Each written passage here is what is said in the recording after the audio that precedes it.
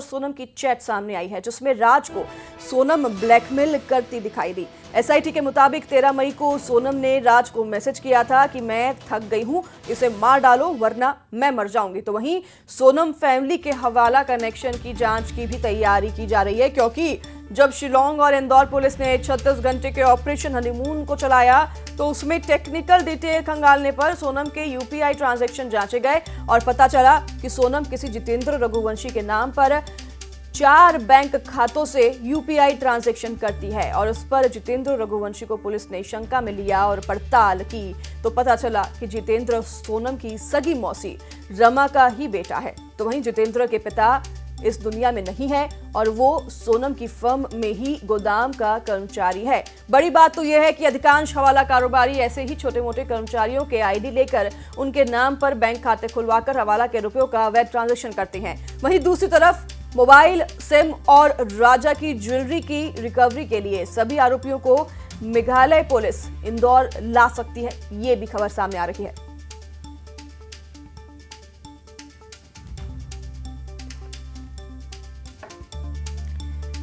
राजा के हत्याकांड में अब पुलिस हवाला की भी जांच करेगी। सोनम के यूपीआई आईडी से 4 बैंक खाते मिले हैं जिससे कि ट्रांजैक्शंस देखे गए हैं और ये ट्रांजैक्शन जितेंद्र रघुवंशी के नाम पर किए गए हैं। अब ये जितेंद्र रघुवंशी कौन है, इस पर भी शिलोंग पुलिस जो है जांच पड़ताल बैठाएगी। जितेंद्र रघुवंशी आपको बता दें सोनम की सगी मौसी रमा का बेटा है जिसके खातों से ट्रांजैक्शन किए गए हैं। हवाला की बात भी सामने आ रही है और आपको बता दें कि 10 बड़ी बातें इस हनीमून कांड से जुड़ी आपको बताते हैं।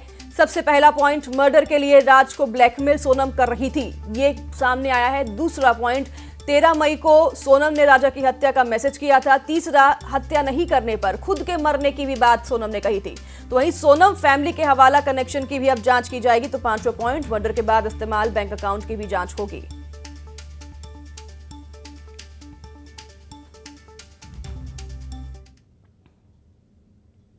तो राजा के घर के स्विमिंग पूल की वीडियो भी सामने आई है जो आपको दिखाएंगे और इस पर भी अब जांच पड़ताल होगी। ये स्विमिंग पूल आपको दिखाएंगे। राजा के घर में एक स्विमिंग पूल है जिसका वीडियो सामने आया है और इस स्विमिंग पूल की तस्वीरें आपको दिखाएंगे। हर एक एंगल से जांच की जा रही है। शिलोंग पुलिस एक्शन मोड में, एसआईटी गठन जो किया गया है, स्पेशल इन्वेस्टिगेशन टीम, वो हर एक मायने से जांच कर रही है। राजा के घर की भी पड़ताल की जा रही है। तो राजा के घर में एक स्विमिंग पूल है जिसकी तस्वीरें सामने आई हैं और ये तस्वीर आप देख रहे हैं, ये तस्वीर राजा के घर की है। स्विमिंग पूल की ये तस्वीरें हैं। स्विमिंग पूल के अंदर यहाँ पर राजा मौजूद है और ये शिलोंग जाने से पहले की तस्वीर है। तस्वीरें आप जो अपने टेलीविजन स्क्रीन पर देख रहे हैं, राजा के घर के स्विमिंग पूल की तस्वीरें हैं।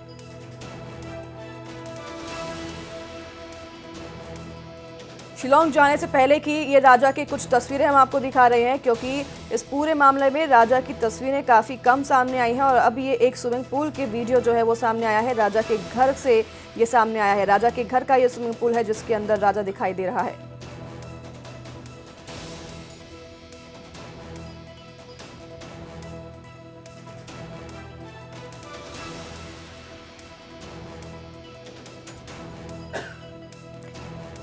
राजा रघुवंशी के घर की ये तस्वीर आप देख रहे हैं। स्विमिंग पूल का ये वीडियो सामने आया है और इस स्विमिंग पूल में आप देख सकते हैं राजा भी दिखाई दे रहा है।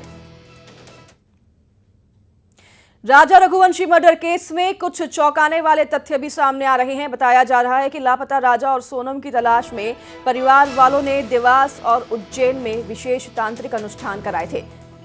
उज्जैन के स्थानीय अखाड़ा परिषद के अध्यक्ष महंत रामेश्वर दास का दावा है कि 28 मई को राजा रघुवंशी का एक रिश्तेदार उनसे मिला था और उन्होंने राजा और सोनम की तस्वीरें और उनके कपड़े सौंपते हुए उन्हें ढूंढने में मदद की गुहार लगाई थी।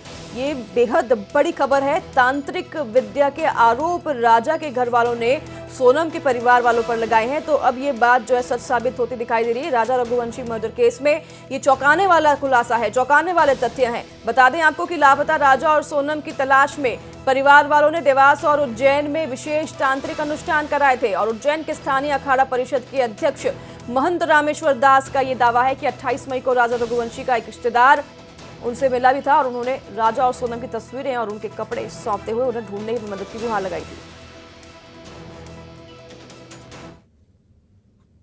तो राजा के परिवार का एक व्यक्ति उनके साथ में आया था, क्योंकि ये लापता हुए थे तो वो परेशान हो रहे थे। तो देवास भी गए थे वो, वहाँ पर भी उनको कोई सही मार्गदर्शन नहीं मिला। तो मेरे पास वो आए थे, तो उनका हमने जो है इसके लिए, अगर कोई गुम हो जाता है या चला जाता है तो उसका स्थान का पता नहीं लगता है, लेकिन ऐसी एक क्रिया है कि उसके कपड़े में मंत्र के द्वारा हम जो है रख देते हैं और उस यंत्र को जो है गाय के गोबर से लीप के उसके कपड़े में लपेट के रख देते हैं और उसके ऊपर करीब 50 किलो के लगभग वजन रख देते हैं। और उसका एक मंत्र है, वो मंत्र रोज सुबह शाम उसमें एक माला जाप करना पड़ता है। तो वो जो भी व्यक्ति गुम हुआ या चला गया तो वो जहाँ भी होगा वहाँ से वो अपने घर पे वापस आ जाएगा।